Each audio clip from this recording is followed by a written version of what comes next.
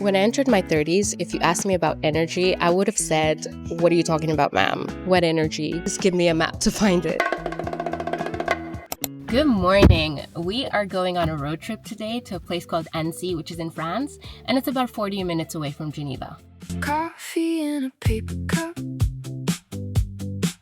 I always thought that I needed a reason to do something like this, like I had to achieve something to earn it. Otherwise, it felt too indulgent. This might be the perfectionist in me speaking, but this is more about how my energy in my 30s has changed, and we are going to get into that today. We're here. It's still really early, around 7 in the morning, and it's quiet and chilly, which is exactly what I wanted. So Annecy is right on the edge of the Alps, and it's sometimes called the Venice of the Alps because of the canals running through the old town.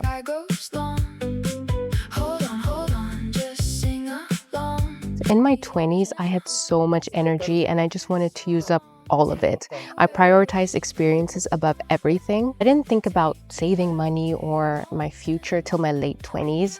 I guess I was a late bloomer and life sort of slapped me in my face and I got a corporate job. So I did what every young person would do starting off their career.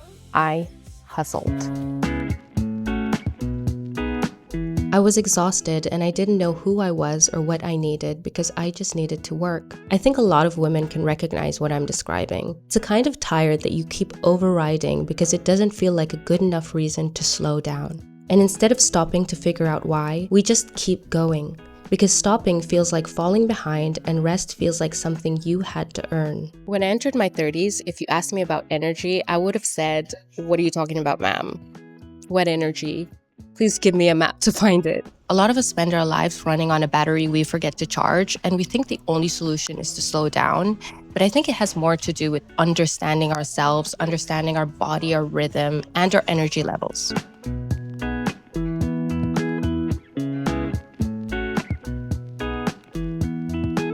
There's an article on Harvard Business Review called "Manage Your Energy, Not Your Time." We all say we want more time. If I just had more time, I could do so much more. But we have the time and still can't get things done. Because the issue was never time, it was energy. Time is fixed. We can't make more of it. But energy can be renewed, restored, and expanded if you understand how it works. Every 90 to 120 minutes, your body naturally moves from a high energy state to a dip. Your body sends you signals, yawning, restlessness, or difficulty concentrating. Most of us just keep going.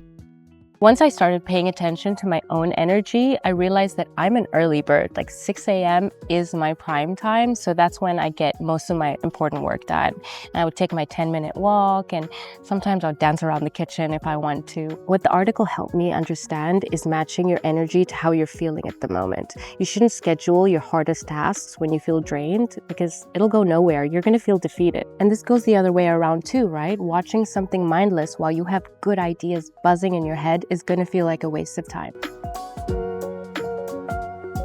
Here we are at Lake Annecy now, and apparently it's the cleanest lake in Europe.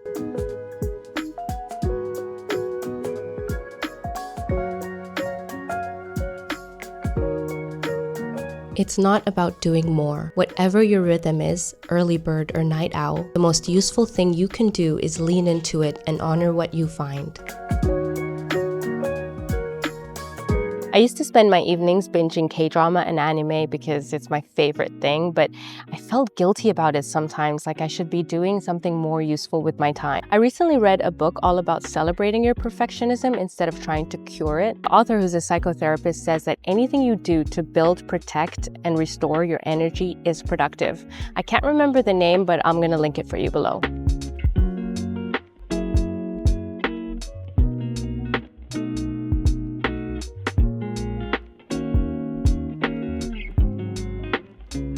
We are back in Geneva. It's such a nice spot. Let me show you the view.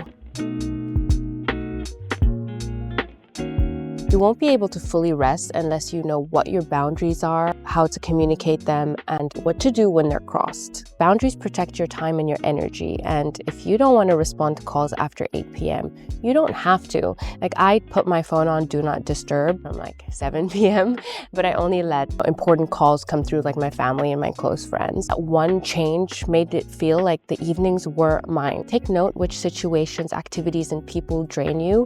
I really think energy is contagious, and us humans, we're wired to mirror each other. So bad energy will affect you. You don't owe anyone constant access to your emotional availability. I try to limit what drains me where I can. I know that it's easier said than done because that means stepping away from people you love, and that is hard. It feels like a sacrifice. Some people will even call it selfish, but choosing yourself is also the most selfless thing you can do because boundaries help you show up better for the people in your life.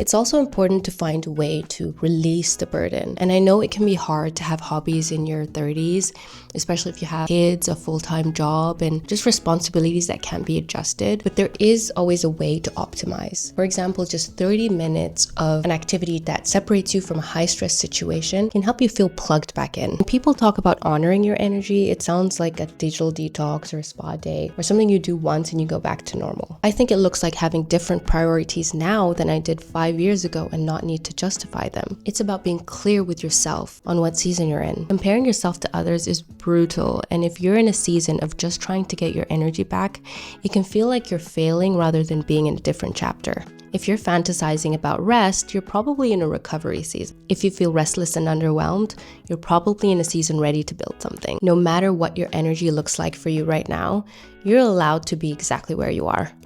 Thanks for watching.